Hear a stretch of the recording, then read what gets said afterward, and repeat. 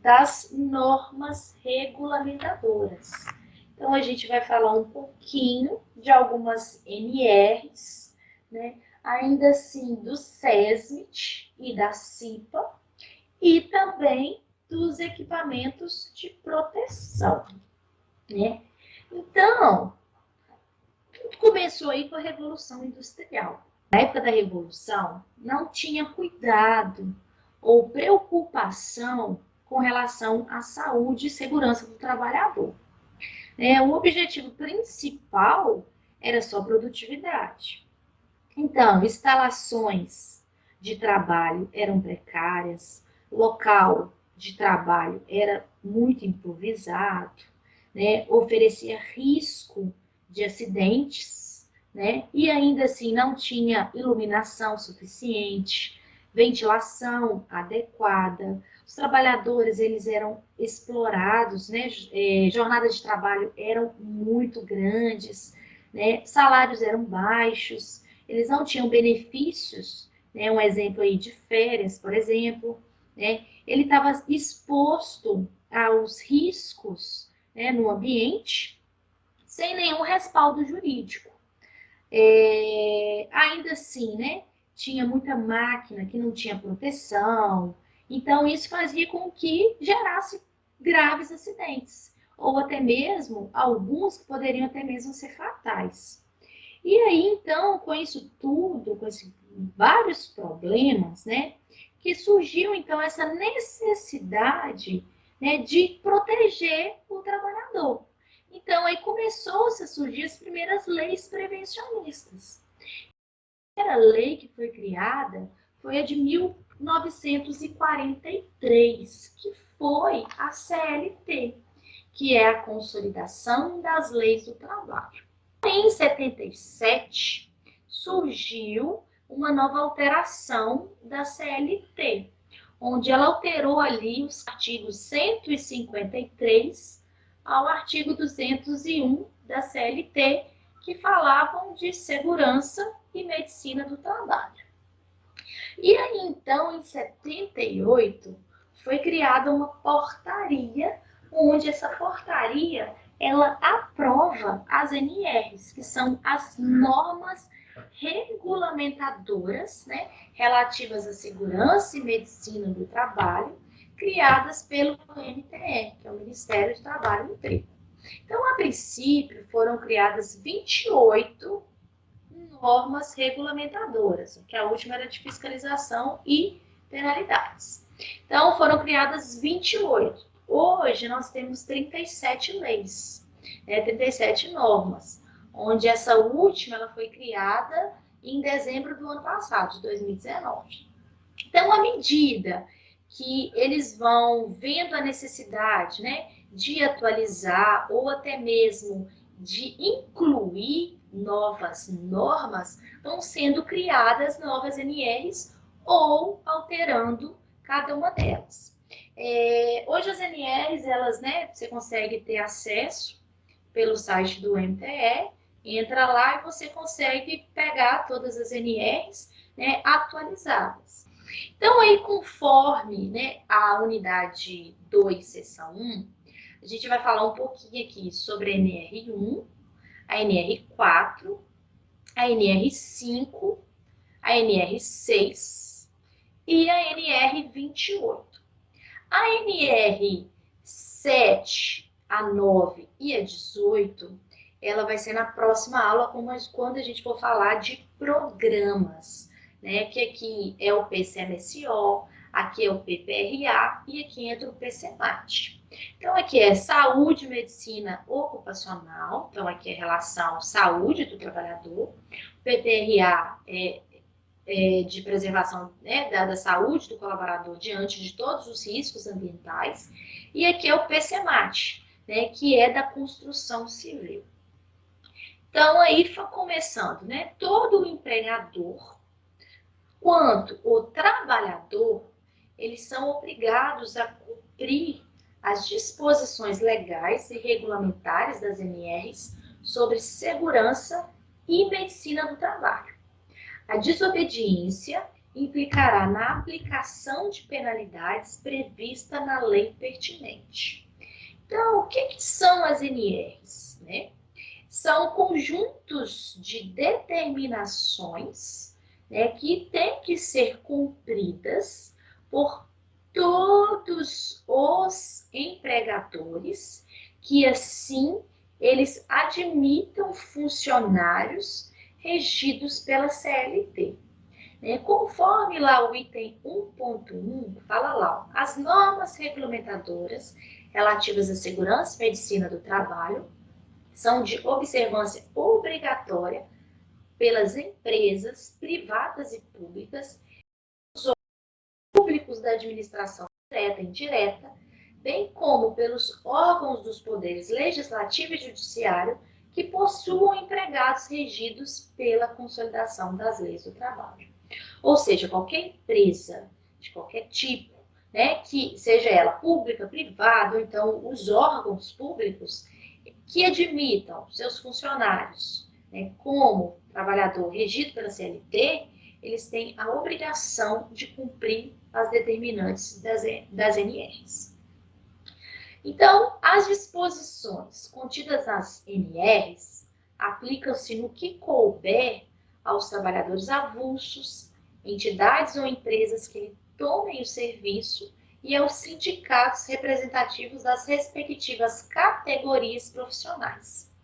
A observância das NRs não desobriga as empresas do cumprimento de outras disposições, que, com relação à matéria, sejam incluídas em códigos de obras ou regulamentos sanitários dos estados ou municípios, e outras oriundas de convenções e acordos coletivos do trabalho. Ou seja, aqui está falando que mesmo você cumprindo todas as NRs, né, a que lhe foi pedido, ainda assim, isso não te desobriga de cumprir outras leis, sejam elas municipais, sejam elas estaduais. Então, além das NRs, do cumprimento das NRs, ainda assim, todo empreendimento, atividade, ela tem que ainda cumprir com todas as outras normas, sejam elas municipais ou estaduais. Né? Para fins de aplicação das NRs, considera-se qualquer tipo de empregador que, conhecendo, assumindo os riscos da sua atividade econômica, admita o trabalhador como empregado em regime de CLT, trabalhador ou prestador de serviço de natureza não eventual, que seja sob a responsabilidade do empregador ou contratante, qualquer tipo de local, empresa, estabelecimento, canteiro de obra, frente de trabalho, local de trabalho e outras, onde são realizados serviços que se utiliza o empregador para atingir seus objetivos. E estabelecimento, cada uma das unidades da empresa funcionando em lugares diferentes, como fábrica, refinaria, usina, escritório, depósito, oficina ou laboratório. Então, quais são as obrigações, conforme a relação das NRs? Então, cabe ao empregador cumprir uma série de determinações e deve obrigar e fiscalizar o cumprimento dessas determinações pelos seus funcionários, elaborar ordens de serviço sobre segurança e saúde no trabalho, avisando os empregados através de comunicados, meios eletrônicos ou cartazes, ainda informar os trabalhadores todos os riscos que existem nos ambientes de trabalho, os meios de prevenções e limitações dos riscos e as medidas que são adotadas e os meios como eles façam para prevenir, os resultados de exames médicos e complementares ao quais os trabalhadores foram submetidos e os resultados das avaliações ambientais realizadas no local de trabalho. Permitir que representante dos trabalhadores acompanhe a fiscalização das disposições legais e regulamentares sobre segurança e medicina do trabalho. Determinar procedimentos que devem ser adotados em caso de acidente ou doenças relacionadas ao trabalho. Cabe ao empregado cumprir as disposições, né, sobre segurança e saúde do trabalho, inclusive as ordens de serviços emitidas pelo empregador, usar todos os EPIs fornecidos gratuitamente, né, pelo empregador, submeter exames médicos e ainda colaborar com a empresa na aplicação das NRs. Né? Por que então é tão importante seguir essas recomendações? Uma, para se evitar ou mitigar os acidentes de trabalho.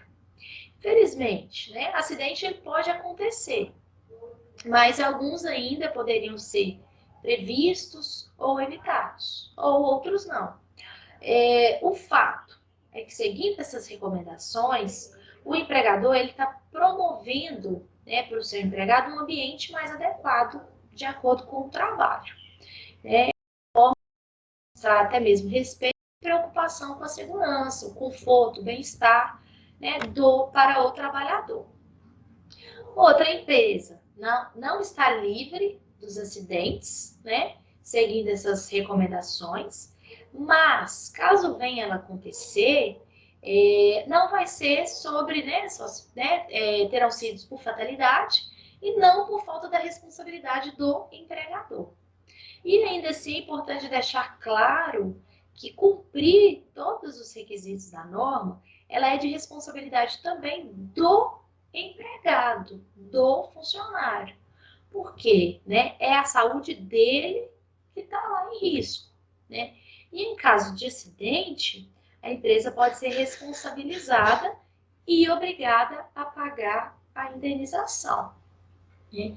Todo e qualquer tipo de empresa não pode ver a segurança de seu funcionário como um gasto, mas sim como um investimento. Pois em uma situação de acidente, ela poderá vir gastar muito mais do que se ela tivesse feito uma prevenção. No item 1.9, fala lá, o não cumprimento das disposições legais e regulamentares sobre segurança e medicina do trabalho acarretará ao empregador a aplicação das penalidades previstas na legislação pertinente. Então, quando se trata de penalidades, eu entro lá na NR 28, que ela fala lá de fiscalização e das penalidades, onde fala lá no item 28.1.2, né? Ao processo resultante da ação fiscalizadora, é facultado anexar qualquer documento, quer que pormenorização de fatos circunstanciais, quer comprobatórios, podendo no exercício da função de inspeção do trabalho, o agente de inspeção usar todos os meios, inclusive audiovisuais necessários à comprovação da infração.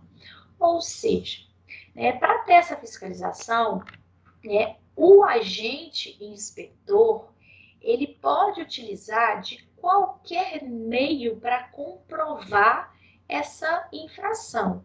Ou seja, ele pode fotografar, ele pode filmar, ele vai te pedir todos os programas da empresa, ele vai usar qualquer meio que ele quiser.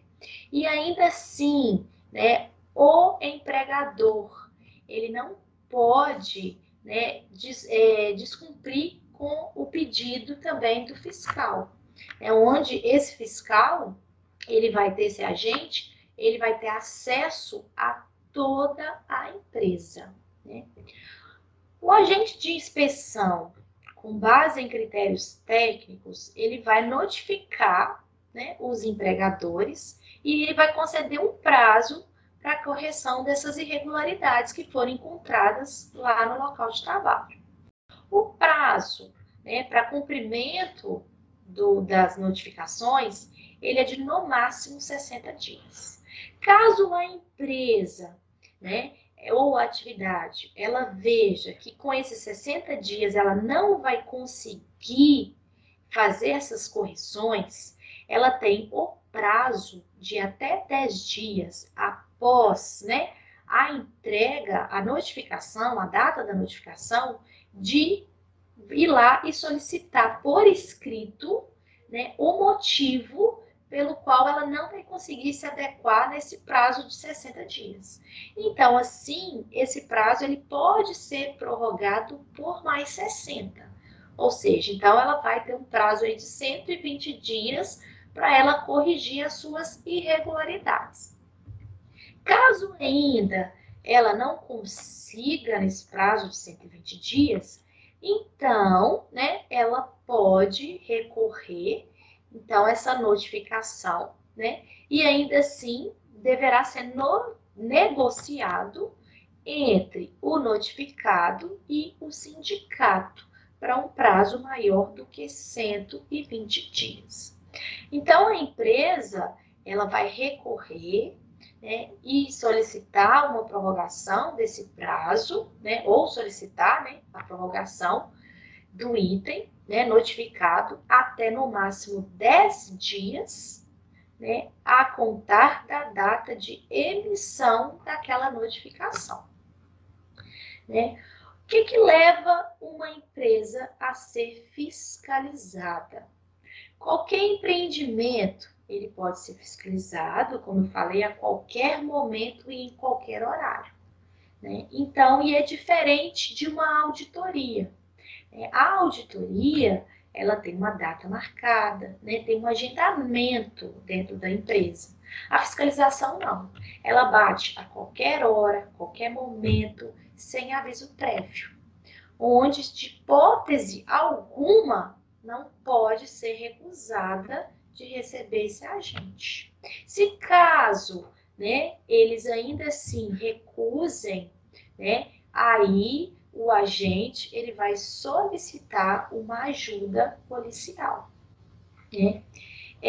Quando o agente da inspeção do trabalho constatar situação de grave e iminente risco à saúde ou à integridade física do trabalhador, com base nos critérios, né, que ele analisou, deverá propor à autoridade regional competente a imediata interdição do estabelecimento, setor, máquinas ou equipamentos, ou então o embargo parcial ou total da obra, determinando as medidas que deverão ser adotadas para a correção da situação de risco. A autoridade regional competente, à vista do novo laudo técnico do agente de inspeção, procederá à suspensão ou não da interdição ou do embargo. E qual que é a diferença entre interdição e o que é o embargo? O embargo nada mais é do que uma paralisação de uma obra. Então, eu penso, eu estou embargando uma obra. É o que? Eu estou paralisando a construção, eu estou paralisando uma montagem, uma manutenção, uma reforma, que se trata ali da fase de construção civil. Quando há a interdição, ela já é uma paralisação de uma máquina, de um equipamento ou até mesmo de um setor. Sendo ele dentro da construção civil ou não. Igual, por exemplo, aqui eu posso interditar, por exemplo, uma máquina que esteja dentro de uma obra da construção civil. Então, eu não estou embargando a obra toda. Eu estou interditando uma máquina dentro daquela obra. Ou não, ou então eu estou interditando um setor dentro de uma empresa. Ou uma máquina ruidosa, uma máquina que está sem proteção dentro da empresa. É uma paralisação do equipamento ou da máquina. O resto do empreendimento vai estar todo funcionando. Então, essa é diferente. Eu embargo a obra, paraliso toda a obra. A interdição é por setor, é uma máquina ou um equipamento. A autoridade regional competente, à vista do relatório elaborado, né, por agente da inspeção, que comprove o descumprimento reiterado das disposições legais ou regulamentares sobre segurança e saúde do trabalhador, poderá convocar o representante legal da empresa para apurar o motivo da irregularidade e propor solução para corrigir as situações que estejam em desacordo com exigências legais. Então, aqui são as penalidades, né? Então, ali foi a fiscalização, como então vai a questão da penalidade. Né? As infrações terão penalidades aplicadas conforme o quadro que está aqui na NR 28. Em caso de reincidência de um embargo ou resistência, ainda assim, essa multa vai ser aplicada de uma outra forma conforme a CLT, que eu vou multiplicar o valor da multa, em que está aqui em UFIR, mas é outro valor. Hoje o FIR, né, que é a unidade fiscal, ela está aí 1,0641. Nesse caso, quando eu tenho uma reincidência, um embargo ou uma resistência a essa fiscalização, essa penalidade ela vai utilizar um valor aqui de 6,304 FIR, se for segurança do trabalho. Caso for medicina, eu vou utilizar o valor de 3,782. Mas o que é isso? Aqui na tabelinha, né, do quadro lá da NR 28, fala lá para identificação do quanto que você vai pagar de multa, qual vai ser sua penalidade. Então, aqui, de acordo com o número de funcionários e o grau da sua infração, se ela é grau 1, grau 2, grau 3 e grau 4, ainda assim, se a multa foi em relação à segurança do trabalho ou medicina do trabalho. Então, aqui eu tenho dois valores, que esse aqui vai ser o valor mínimo para pagamento da multa e o máximo de pagamento da multa. Lembrando, aqui são valores em UFIR, unidade fiscal. Então, eu preciso ainda, de acordo com o número de funcionários e a infração, multiplicar ainda pelo valor do FII em real. Lá ainda na NR 28, ela fala, né, dos valores em relação ao que já está em real para trabalho portuário, que é a NR 29. Então, aqui fala, né, segurança do trabalho, infração 1, 2, 3 e 4. E aqui, ó, de acordo com o número de funcionários, tem um mínimo da multa e o máximo. Aqui, essa atividade, essa empresa, ela vai pagar conforme o não cumprimento dos itens lá da NR.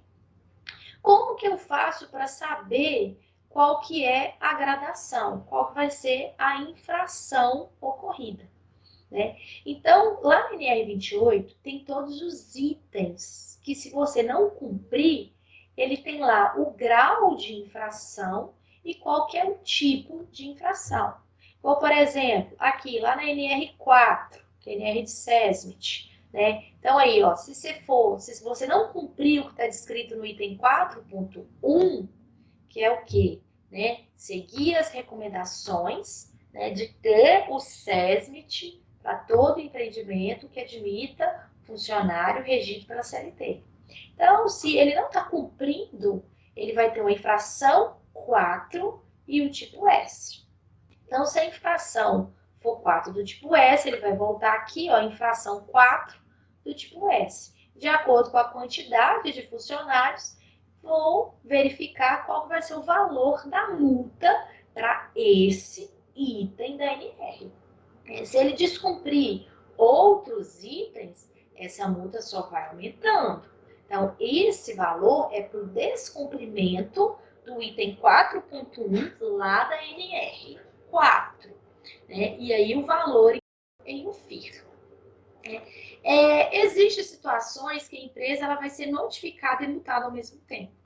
Foi aqui um caso que eu coloquei, né, dessa empresa mineradora, que ela cometeu um crime ambiental, onde ela foi imediatamente notificada e multada em 6 milhões de reais por estar despejando minério dentro do Rio Amazonas. Então, nesse caso aqui, ela já teve a notificação juntamente com o valor da multa, que foi de 6 milhões de reais. Né? Então, aqui um exercício para vocês entenderem. Ó. Uma empresa, ela tem 200 funcionários, onde essa empresa ela foi notificada porque ela não cumpriu com os objetivos lá da NR5. NR5 é da CIPA, né, da Comissão Interna de Prevenção de Acidente. Então, eu já coloquei aqui qual foi o item que ela descumpriu da NR, onde fala lá no item 4 da CIPA, da NR5, onde fala lá, ó, quando o estabelecimento não se enquadrar no quadro 1, que é o quadro para identificar quantos, né, eleitos da CIPA, efetivos e suplentes, vai ter dentro da empresa, né, a empresa, então, designará um responsável pelo cumprimento dos objetivos dessa NR. Então, se esse estabelecimento ele não está lá no quadro 1, então a empresa ela vai designar uma pessoa para ficar responsável sobre essa proteção dos acidentes, prevenção dos acidentes dentro do trabalho. Então, podendo ser adotados mecanismos de participação dos empregados através da negociação coletiva. Então, essa empresa ela não cumpriu com esse objetivo lá da NR5. Lembrando, 200 funcionários. Então, eu venho aqui na NR 28, vou lá na determinação onde está falando da NR5 e procuro qual que é o item ou até mesmo o subitem que está descrito que essa empresa não cumpriu. Então, como eu falei com vocês, é o item 5.6.4, que é esse daqui. Então, por ela não ter cumprido esse item da NR, a infração dela é tipo 2, né? E ainda o tipo é de segurança do trabalho. Então, aí eu volto lá na tabelinha e olho. São 200 funcionários, onde a infração, então, é 2. Então, aqui, a multa, ela vai ser de, no mínimo, 2.201 a 2.471 o FIR. Lembrando, eu tenho que ainda multiplicar esse valor de correção para real de 1,0641. Então, para o descumprimento desse item na NR, essa empresa ela vai pagar de R$ 2.342 a R$ 2.629 por não ter cumprido o item 5.6.4 lá da NR5. Né? O SESMIT, ele já é o serviço especializado em segurança, né, e em medicina do trabalho.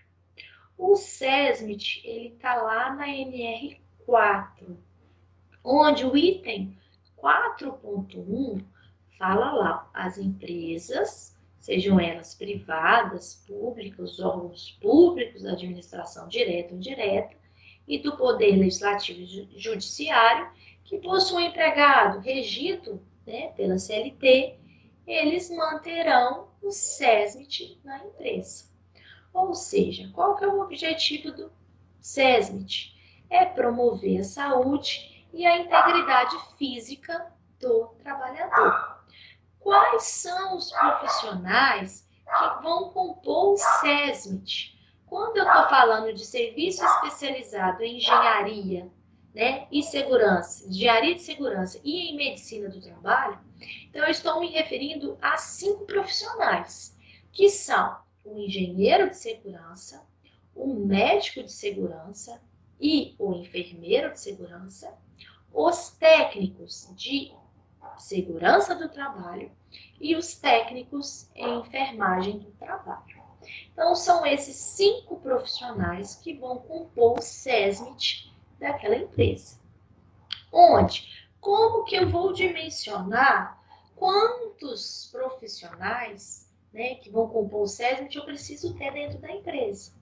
Então, para esse dimensionamento do SESMIT, vai de acordo com o grau de risco daquela atividade e o número de empregados da empresa. Como que eu sei esse grau de risco? De acordo com o CNAE, né, que é essa classificação da atividade econômica. Então, tem uma tabelinha lá no quadro, a tabelinha do quadro 1, lá da NR4, ela fala sobre essa relação. Ela descreve a atividade, tem a descrição da atividade e o grau de risco dela. E o quadro 2 é o quadro do dimensionamento.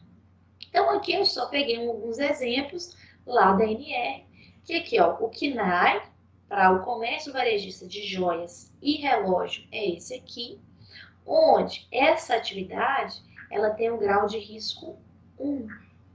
Fabricação de meia tem um grau de risco 2.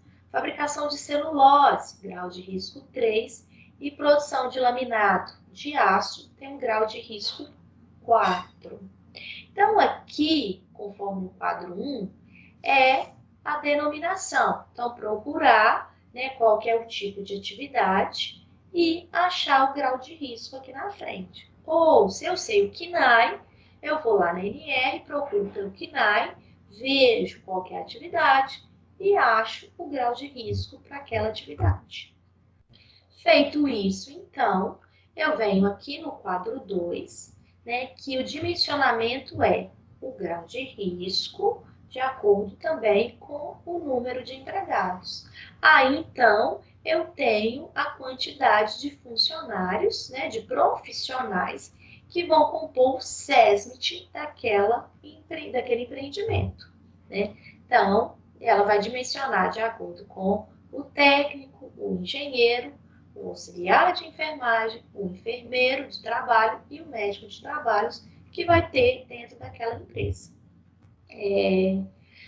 Para fins do dimensionamento, os canteiros de obras e as frentes de trabalho com menos de 1.000 empregados e situados no mesmo estado, no território ou distrito federal não serão considerados como estabelecimentos, mas como integrantes da empresa principal, né?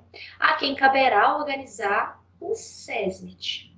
Ou seja, quando eu tiver um canteiro de obras com menos de 1.000 empregados, né, eles vão ter o SESMIT principal.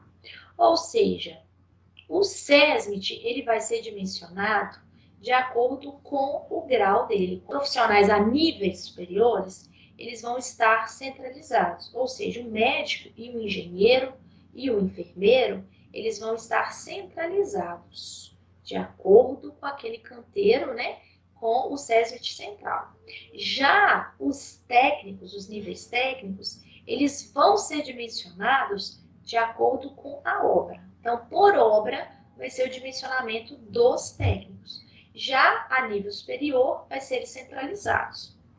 Ainda assim, as empresas que tenham mais de 50% dos empregados em estabelecimentos ou setor cuja a gradação de risco ela é superior que a atividade principal, né, ela vai dimensionar o SESMIT de acordo com o maior grau de risco.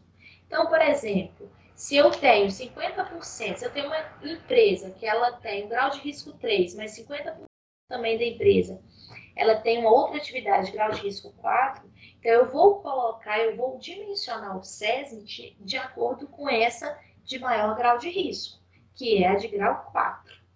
Né?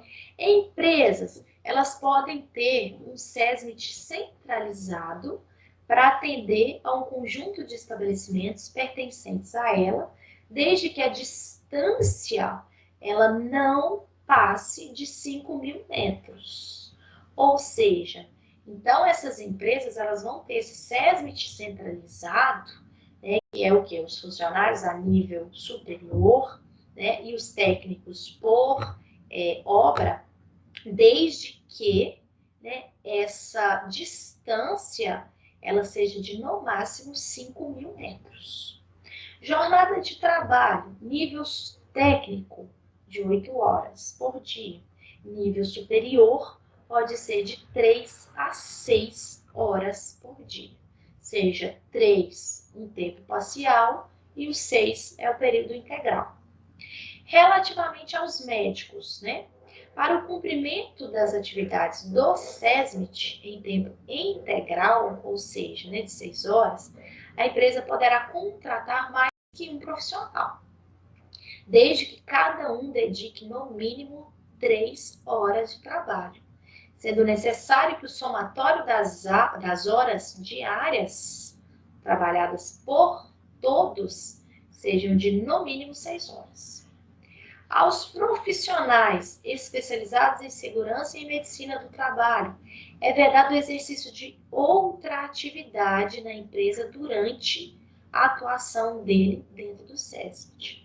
Ou seja, esses profissionais, enquanto eles estiverem atuando, as horas de trabalho pelo SESMIT, ou seja, essas 3 horas parciais ou as 6 horas em período integral, eles vão estar atuando apenas ao SESMIT. Passou esse tempo, ele vai então fazer outras atividades dentro da empresa. Em questão das atribuições, está lá no item 4.12, SESMIT, ele deverá manter entrosamento com a CIPA, dela valendo-se como um agente multiplicador, e deverão estudar suas observações e solicitações, propondo soluções corretivas e preventivas, E aí, aqui eu coloquei também um exercício de como que faz esse dimensionamento do SESMIT. Aqui, então, eu coloquei uma atividade mineradora e já te dei o KNAI dessa atividade, que ela faz a extração de carvão mineral. E isso tem essa empresa, ela tem 400 trabalhadores. Então, como que eu faço? Pelo KNAI, 05003, eu posso ir lá, 05003. Ou então, eu vou pela extração de carvão mineral. Pelo nome, a extração de carvão mineral, eu achei aqui, ela é grau de risco 4. Identifiquei isso, já vou lá nessa outra tabela, que é o do dimensionamento do SESMIT. Então, de acordo com o grau de risco que a gente viu, que é 4, e a quantidade de funcionários, que é de 400, então eu vou dimensionar os profissionais que vão compor o SESMIT dessa empresa, que é de extração de carvão. Ou seja, para essa atividade, ela vai precisar de 3 técnicos de segurança, um engenheiro de segurança e um médico do trabalho. Ambos, os dois a nível superior, em tempo parcial. Pode ter de no mínimo 3 horas por dia. Falando um pouquinho da CIPA, que é a Comissão Interna de Acidentes, onde lá no item 5.1 fala que a CIPA ela tem como objetivo a prevenção de acidentes e as doenças decorrentes do trabalho, de modo a tornar compatível, permanente, o trabalho com a preservação de vida e a promoção da saúde do trabalhador. Devem constituir CIPA por estabelecimento e mantê-la em regular funcionamento as empresas privadas, públicas, sociedades de economia mista, órgãos da administração direta e indireta, instituições beneficentes, associações recreativas, cooperativas, bem como outras instituições que admitam trabalhadores como empregados. As disposições contidas na SNR aplicam-se no que couber aos trabalhadores avulsos e às entidades que lhe tomem serviços, observadas as disposições estabelecidas em normas regulamentadoras em setores econômicos. A CIPA ela será composta por representantes tanto do empregador quanto do empregado. Então, o empregador, ele vai eleger o presidente da CIPA, né? E o empregado, ele vai eleger, né? Ele vai, por votação, né? Escolher o vice-presidente da CIPA. E como que é feito esse dimensionamento também para a CIPA? Então, aqui na NR5, eu tenho 3 quadros, que é o quadro 1, o quadro 2 e o quadro 3, para fazer, então, o cruzamento de todas as informações, para ver qual vai ser a quantidade de cipeiros que vai compor ali para aquela empresa, né? Lembrando que a CIPA é por estabelecimento. Então, aqui no quadro 1, ela me fala a quantidade, né, de cipeiros, sejam eles efetivos e suplentes, que vão compor ali o quadro da CIPA. E aí, então, eu preciso determinar qual que é o grupo. Aqui, essa atividade, né, de acordo também com o KNAI, né, ou a ação, eu consigo ver qual que vai ser o grupo aqui esse quadro ele vai pertencer. Então, vai ser de acordo com o grupo e o número de funcionários é que eu vou determinar quantos cipeiros vai compor. Então, aqui eu coloquei todos, né, para vocês aqui. Lembrando, né, que tanto os efetivos quanto os suplentes, eles vão ter os representantes pelo empregado e pelo empregador. Ou seja, a mesma quantidade que eu tenho aqui, eu vou ter eles escolhidos, né, pelo empregador e eleitos por votação pelo empregado. Então, o empregador ele escolhe o presidente e os empregados vão determinar o vice-presidente também por eleição. Então, aqui no quadro 2, ele já me dá esse agrupamento, né, de acordo com o KNAI. Então, pelo KNAI, eu consigo determinar qual que vai ser o grupo ali da NR5. Ainda assim, eu tenho esse quadro 3, que eu também posso ir pela descrição do empreendimento.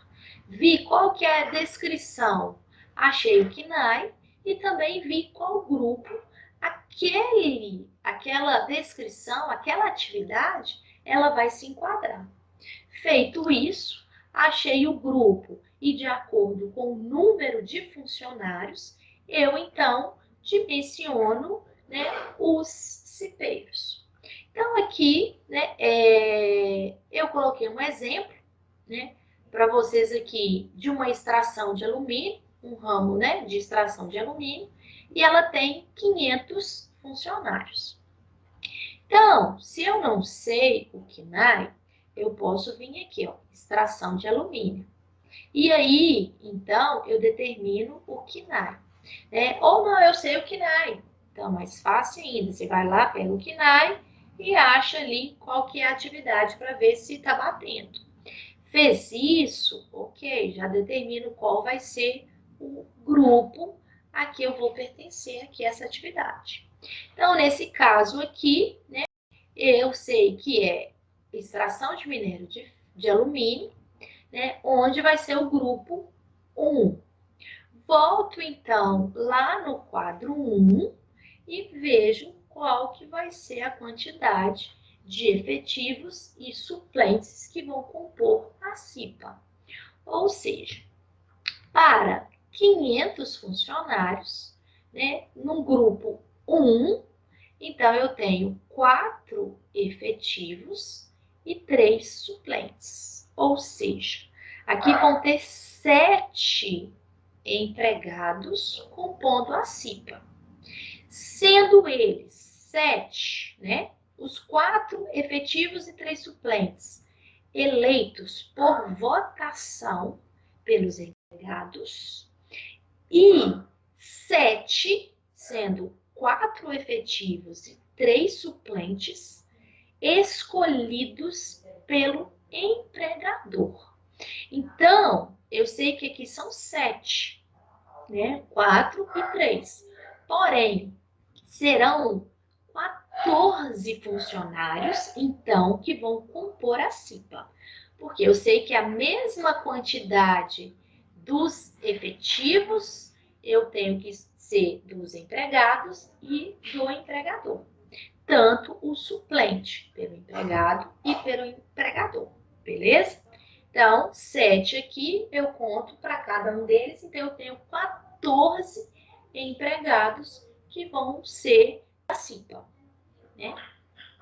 No item 5.6.1, fala lá, os representantes dos empregadores, titulares e suplentes, serão por eles designados.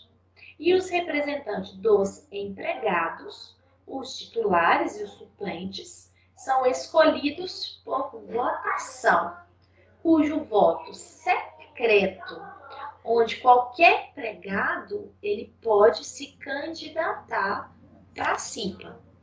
O número de membros titulares e suplentes da CIPA, considerando a ordem decrescente de votos recebidos, observará o dimensionamento previsto no quadro 1, ressalvas as alterações disciplinadas em ato normativo de setor econômico específico.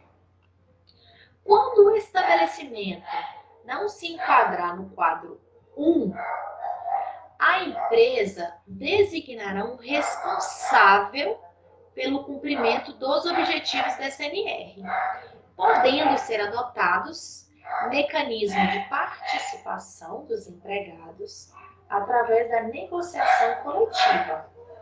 O mandato dos membros eleitos da CIPA terá duração de 1 ano, permitida uma reeleição.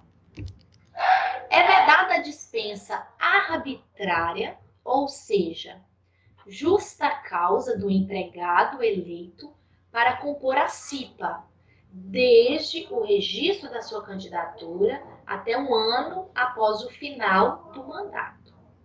Então, é vedada essa dispensa arbitrária, né, ou sem justa causa, pelo empregado que foi eleito até a duração de 1 ano após o seu mandato. Ou seja, então, a CIPA ela tem uma estabilidade de 1 ano após o mandato daquele cifeiro.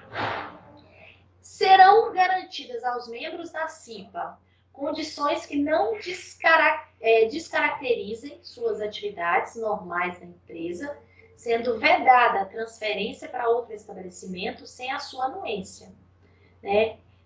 O empregador deverá garantir que seus indicados tenham a representação necessária para a discussão e encaminhamento de soluções de questões de segurança e saúde no trabalho analisadas na CIPA. O empregador designará entre seus representantes o presidente e os representantes dos empregados vão escolher o vice-presidente. Os membros da CIPA, eleitos e designados, serão empossados no primeiro dia útil após o término do mandato anterior. Será indicado de comum acordo com os membros da CIPA um secretário e um substituto, entre os componentes ou não da comissão, sendo nesse caso necessária a concordância do empregador. Documentação referente ao processo eleitoral da CIPA, incluindo atas de eleição e de posse e o calendário das reuniões, deverão ficar no estabelecimento à disposição da fiscalização do MTE. Toda a documentação deve ser encaminhada ao Sindicato dos Trabalhadores, quando for solicitada. O empregador deverá fornecer cópias de atas de eleição e posse aos membros titulares e suplentes da CIPA. A CIPA ela não pode ter o número dela de representantes reduzidos, bem como não pode ser desativada pelo empregador, antes desse término do mandato dos membros, ainda que haja uma redução do número de empregados dentro da empresa. Só caso, se tiver um encerramento daquela atividade. Então, as atribuições da CIPA. Primeiro, é ela que identifica todos os riscos dos processos de trabalho. Ou seja, a CIPA, ela faz o mapa de risco. É ela que identifica todos os riscos que existem no ambiente de trabalho. Isso com a ajuda do SESMIT, se estiver dentro da empresa. É a CIPA que elabora os planos de trabalho, né, que possibilite a ação preventiva. Ela participa da implementação do controle da qualidade das medidas de prevenção necessárias, realiza periodicamente verificações no ambiente e condições de trabalho, visando a identificação de situações que venham a trazer risco para a segurança e saúde dos trabalhadores, né? Realiza a cada reunião avaliação do cumprimento das metas fixadas em seu plano de trabalho e discute as situações de risco que foram identificadas, divulga aos trabalhadores as informações relativas à segurança e saúde e participa com o SESMIT, se estiver na empresa, de todas as discussões promovidas pelo empregador. Requerer ao SESMIT, quando houver e ao empregador a paralisação das máquinas, colabora no desenvolvimento e implementação do PCMSO e do PPRA, divulga e promove o cumprimento das normas regulamentadoras. Participa, junto com o SESMIT ou com o empregador, das análises das causas de doenças e acidentes de trabalho e ainda assim propõe as medidas para solucionar esses problemas. Requisita ao empregador e analisa as informações sobre questões que tenham interferido na segurança, saúde do trabalhador, requisita à empresa cópias da CAT, promove anualmente a CIPAT e ainda participa de campanhas de prevenção da AIDS, né? E ainda assim aqui tem as atribuições, né, tanto do empregado quanto do empregador, do presidente, do vice e até mesmo do secretário da CIPA, que eu vou deixar disponível lá para vocês. A CIPA, em relação à reunião, ela vai ter reuniões mensais, de acordo com o calendário. As reuniões ordinárias da CIPA serão realizadas durante o expediente da empresa, né? As reuniões da CIPA vão ter atas assinadas pelos representantes, né? E vão ser encaminhadas as cópias para todos os membros. As atas vão ficar no estabelecimento, à disposição da fiscalização e também, né, do MTE. As reuniões deverão ser realizadas quando houver denúncia, situação de risco grave iminente, ocorrer acidente de trabalho grave ou fatal, houver solicitação expressa de um representante, né, de umas representações. As decisões da CIPA serão preferencialmente por consenso. Não havendo consenso e frustradas as tentativas de negociação direta ou com mediação, serão instalados processos de votação, registrando as ocorrências na ata. O membro titular perderá o mandato, sendo substituído por suplente, quando faltar mais de 4 reuniões sem justificativa. No caso do afastamento definitivo do presidente, o empregador, então, ele vai indicar algum outro substituto. No caso do afastamento do vice, os membros, eles, então, vão escolher um substituto, né? Caso não exista suplente para ocupar o cargo vago, o empregador vai realizar uma outra eleição, então, para que cumpra, né, todos os objetivos da CIPA. A empresa vai fazer treinamentos para todos os membros da CIPA antes da posse. Esse treinamento ele vai ser realizado no prazo de 30 dias, né, a partir da data da posse.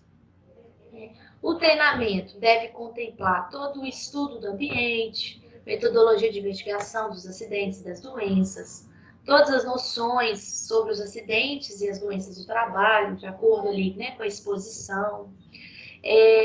Noções de algumas doenças, medidas de prevenção, né, todas as noções sobre legislação trabalhista e previdenciária, princípios gerais de higiene e organização da CIPA sobre outros assuntos também dentro da empresa.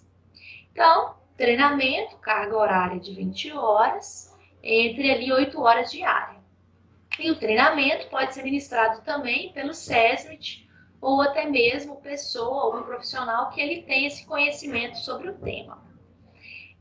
A CIPA será ouvida sobre o treinamento a ser realizado, inclusive quanto à entidade ou profissional que o ministrará, constando sua manifestação em ato, cabendo à empresa escolher a entidade ou profissional que ministrará o treinamento, quando comprovada a não observância ao disposto os itens relacionados ao treinamento, a unidade descentralizada do MTE determinará a complementação ou a realização de outro, que será efetuado no prazo máximo de 30 dias, contado da data ali da ciência da empresa. Sobre o processo eleitoral, está lá também descrito lá na NR, e falando sobre contratante e contratada. Quando se trata de empreiteira ou empresa prestadora de serviço, o local em que seus empregados estiverem exercendo suas atividades deverá ser considerado um estabelecimento. Então, no caso, né, deverá existir uma CIPA para cada contratado. Sempre que duas ou mais empresas estão no mesmo estabelecimento, a CIPA ou designado da empresa contratante deverá, em conjunto com as contratadas, definir uma integração entre todos os colaboradores, né? A contratante e as contratadas que atuem no mesmo estabelecimento, elas vão implementar de forma integrada, né, as medidas de prevenção de acidentes. A empresa contratante adotará medidas necessárias para que as empresas contratadas, sua CIPA, os designados e os demais trabalhadores lotados naquele estabelecimento recebam as informações sobre os riscos presentes no ambiente de trabalho e também todas as medidas de proteção. A empresa contratante adotará as providências necessárias para acompanhar o cumprimento pelas empresas contratadas que atuam no seu estabelecimento, medidas de segurança e saúde no trabalho.